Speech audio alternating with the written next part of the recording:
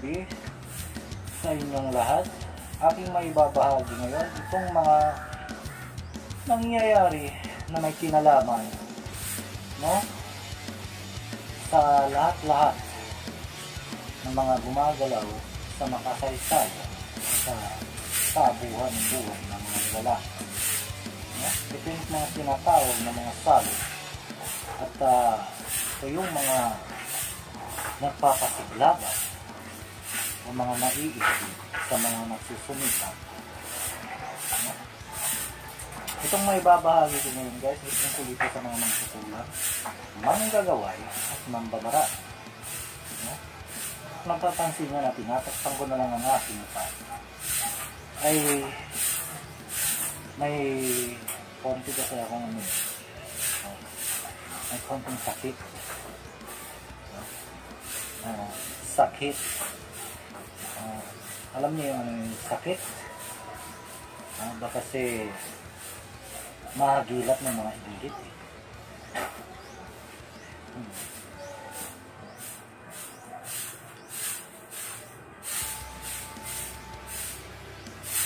Aking may babahagi ngayon itong mga nangyayari na may kinalaman ang lahat ng mga mangkukulam at manggagaway at mambabarang.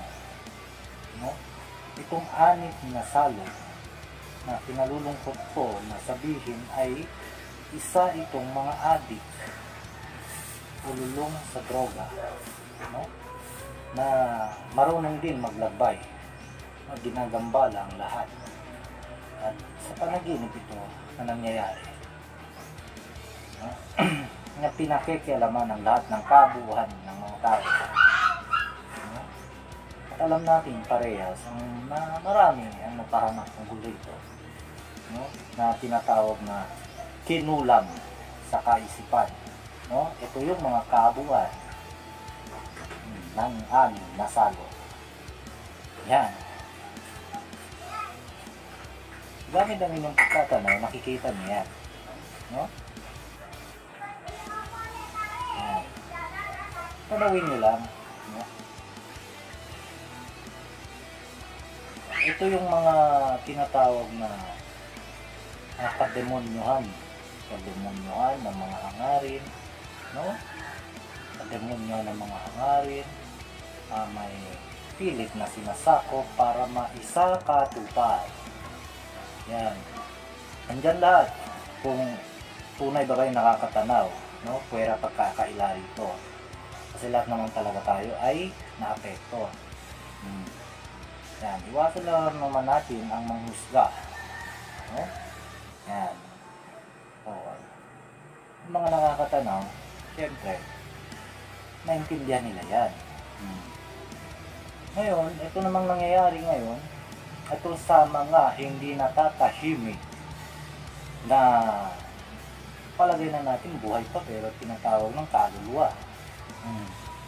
No, mga pinapalabas na patay na pero makita mo nang pala sa akto buhay pa. Mga paglalaro-laro, no? Na inaanyayahan ko kayo na dapat sana hindi nyo nasundin, no? Yung mga pabulong-bulong ng mga yan dahil wala naman talagang binabagbat ang mga yan. At ito sila, yan sila, yan, kung tatanawin nyo, andyan lahat, at tigasaan ng mga yan, yan, makikita nyo yan, no? Bakit ko nga ba ito sinasabi? Alam niyo naman sa sarili niyo na nakakatanaw kayo, di ba? Andyan lahat. Ayan. No? Ngayon, paano nga ba ito sinusolusyonan tungkol ito sa palagay na natin na kinukulang sa pag-iisip? Ito'y labag sa makapangyarihang laki ng Diyos. No? Ayan. Kung napapansin nyo, minsan parang nalilito lang kayo gamit ang hypnotize na. Tandaan nyo yung mga sino na nagpapalabas na ito, binabasa, tapos nalilim lang sa pagtabasa. Ang tawag sa mga yan ay hypnotize, hini-hypnotize. Dapat hindi kayo maniwala sa hypnotize. Kasi pag maniwala kayo, mapapasakot kayo niyan. Yan. Matatanaw niya. No? Itong mga anim na to ay hindi natin maiiwasan na palagay na natin na tayo ay mga nagsusumikap. Pero itong mga anim na ito ay ang mga naiinggit sa mga mababango na buhay ng tao. Yan, mahilig, mahimasok, no? Na kahit na pagmamay-ari mo na, sabihin, hindi mo pagmamay-ari yan. No? Yan. No? Ngayon, itatanungin niyo ako, ano bang alam ko rito? No? Alam natin sa pareha sa sarili yan, no? Na malaki ang naapektado. No? Palagay na natin na ang epekto nito, ang impact nito, no? Ngayon, para malabanan niyan, dapat kasi huwag yung puntiryahin yung mga nagyayaya. Puntiryahin nyo yung puno. Yung puno na tinutukoy ko. Yung puno. Matanda yan na kulang ang kamay. No? Isang grupo yan. No? At isang most wanted yan na kriminal. Yan. Dapat kasi yan, bakit ba pwede naman i-buelta, pwede naman i-confronta, no? Pero pinagtataka ko lang dito ay bakit mayroong mga manggagawa na nakikisama rito, no? Ba't nga ba may mga manggagawa na nakikisama rito sa mga ito? No, huwag niyo sabihin sa akin na kayo ay mga nananakot at mga natatakot sa mga ganito. Bakit nga ba ako magsasalita ng ganito? No? Dahil ayaw ko yung mga pagtumpik-tumpik. No? Meron rito sa channel na ito na kunyari nagsusubaybay. No? Na kunyari may palagay na natin mag-aaral. No? Mag-aaral. Pwede rin na nagmamasid, no? Para sa mga kaalaman. No? Ngayon, ang tinutukoy ko rito ay tungkol kung paano ito masusolusyonan. No? Paano nga ba? Iwasan ninyo ang pumasok sa hindi ninyong panaginip. Yan ang tatandaan ninyo, guys, ha? Yan. Iwasan ninyo ang pumasok sa hindi ninyong panaginip. Baka maging patibong yan. Ay, baka makakapahamak pa ninyo yan. No? So, aking inuulit, ang tanim na hindi sa inyo, huwag niyong yayariin. Dahil labag sa ngari ng Diyos yan, labag sa loob o kalooban ang Diyos. Yan. Masama ang magnakaw. Yan. Diba? Kung sa kaalaman lang, hindi naman tayo magpapahuli yan. Kasi tayo nag-aaral. Kahit ako. Diba? Aral ako ng aral para lumakas. Sanay ng sanay para lumakas. Pagka inudyok naman kayo ng mga masasamang damo, yung mga masasamang damo, tatanawin nyo, yan yung mga tinatawag na ulirang. Ulirang mangkukulan. Mga papansin. Na mga maiingay sa tanawin. Mga maiingay sa tanawin. Yan. Yan. No? Di matatahimik yan. Ngayon, ang palabas ng mga yan ay tungkol lamang sa mga patay. Ano ba yung mga patay? Yung gawa sa patay. Salamangka ng patay. Salamangka ng patay. Ulo ng bungo ng tao ang ginagamit. No? Para makagawa ng milagro. Yan ang mga yan. Tatanong nyo yan, di ba? Maintindihan ako ng mga marunong tumanaw. No? Kasi parang ano na yan ang sakot na yan di ba? Parang ganun ang nangyayari. So paano nga ba? Paano ko nga ba may babagi itong mga pangontra ito? May mga bagong pangontra o may mga bagong mga malakas na pangontra rito, pero ipinagbabawal ko na sundin ninyo yung mga ibinahagi ko noon pa man. Kung matatandaan ninyo ay magbabahagi ako dito ng mga panibago, para hindi makunan. Ano ba yung mga hindi makunan? Yung tungkol sa Yung tungkol sa ano? Yung tungkol sa tungkol sa sinulat mo tapos kukunin naman sa'yo. At saka isa pa guys, huwag kayong maniniwala sa mga higop-higop. Yan. Huwag kayong maniniwala sa mga higop-higop. Dahil hindi naman makatotohanan yan. No? Baka nakakalimutan natin na nag-aaral tayo. No? Hindi naman po pwede na tayo nag-aaral sa koleyo tapos ang sasabihin sa iyo ng kapitbahay, sa akin yung card na yan, sa akin yung form na yan. Diba? Nakakatuwa, nakakatawa. No? Pag sinabi ng kalaban na sa akin yung form na yan, may tatanong mo, unawain niya na lang ito. May tatanong mo sa kanya, bakit ikaw ba yung nagsumikap? Ikaw ba yung nagtapos? Diba? Kaya ito yung mga paraan kung paano nga ba ito masusolusyonan. No? Maging sa pagchat-chat na lang, naapektado, no? Maraming mga nag-aasip, no? Tungkol dyan.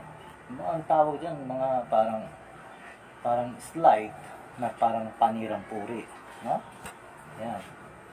Pero kung inyong maunawaan, hindi po natin na dapat na parang hindi po natin na napilit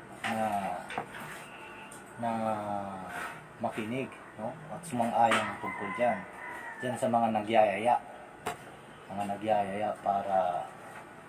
para makumbinsi, takutin ka, papatayin ka, ganun. Uri lang yan ng bulong o ng panggagaway, no? Ang mga manggagaway, yan, mga walang kwenta mga yan, maraming mga sinasabi mga yan. Ang hindi ko lang alam din tungkol rito, no? Ang nakakapagtaka lang tungkol rito, dapat sana kung tunay kayong manggagamot, kung tunay kayong manggagamot, dapat nakikipaglaban kayo dito, no? Hindi yung lagi na lang yan, makikialam dyan, no? Kasi minsan nga kayo binubulong, huwag ka makikialam. Pero tama ba na makisama ka dun sa koponan ng mga kalaban, no? Tama ba na tanong ng Diyos, ba't ka nakikisama dyan sa kaitiman? Ibig sabihin, mababagsak ka sa pagiging bulaang na manggagamot. Ayan. No? Siguro na nakakapagtataka na nagsasalita na lang ako ng dire-diretso. Alam naman natin parehas na hindi naman tayo bulag o ignorante kung siguro. No? Ang may babahagi ko na lang dito, huwag nyo munang pupulutin yung iba pang orasyon, yung mga iba pang ora. Baka, ang ora kasi, napakasagrado yan. So, pag magkamali ka, isang patibong yan. Isang patibong. Ang mga pamamaraan na yan, ay pwede nyo na lang itago sa inyong, itago. Pwede nyo na lang na itanong, no? Sa inyong mga tunay na anghel na mga gabay, mga putian. Yan. Pwede nyo lang itanong yan. Pero sa mga huwad, na parang tapang-tapangan, no? Marami kami, ano pang nagagawa nyo, ganyan. Kaya maniniwala. Kasi pag mahuli ang mga yan, iyak-iyak rin ang mga yan. No?